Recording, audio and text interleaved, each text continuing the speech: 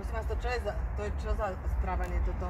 Že tu prišli robiť catering čašníka, nie? Čo tu vyvolujete? Pauzička, čo? Ale jaká pauzička? Veď sme ani nezačali, tuto za chvíľu príde pani prezidentka. Ako si to predstavujete? Vy ste prosím vás, vaše meno je aké? Jozefín. Jozefín? Takého tu nemám, čo si vymýšľate? Ešte mi klamete do očí? Čo je toto za prístup? Nie, normálne. No tak aké máte meno? Normálne mi povedzte, ja viem všetkých čašníkov, som tu vedúca a catering. Jozefín Morvaj. Jozefín? Morvaj. Morvaj? Nejste vy od Morvajovej Zuzany? Syn? Jožo? Veď ja ťa poznám, si bol v Perinke. Ale áno. No ježiš, to je moja spolužiačka, prosím ťa, Jožo. A čo, daj mi aj ty, nemáš? Jednu mám iba. Zasa Čaputová ma dojsť, počúvaj, také nervy okolo toho. Celý deň, boha. No.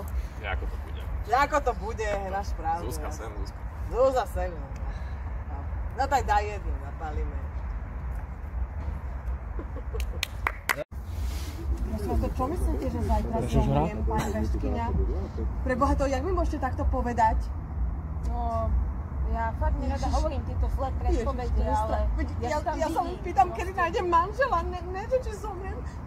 No čím skôr? Pani, vyzeráte strašne vystrašení. Ako vám môžem pomôcť? Akože viete čo, ja som na to nikdy neverila, ale tam je fakt duch. Akože, ja som teraz bola na tom Moravskom hrade a tam je duch, akože ja neviem. A ten je taký priateľský. On nás pozdravil a hovorí, že to je vlastne tvoja babka.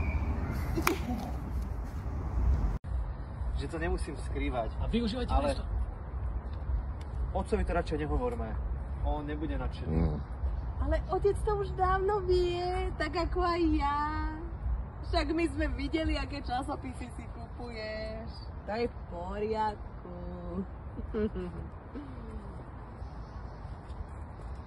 Tak teraz ideme to zrýchliť. Áno. Ja som teplý. Ja viem, to je v poriadku. Nehovor to otcovi. Ale otec to už dávno vie. My sme videli, aké si kupuješ časopisy.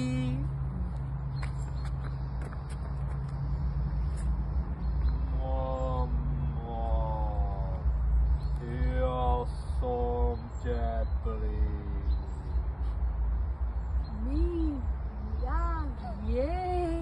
Ja viem už dávno. Ale vieš, nehovor to otcovi. Ale otec to už dávno vie. My sme videli, aké si kupuješ časopisy.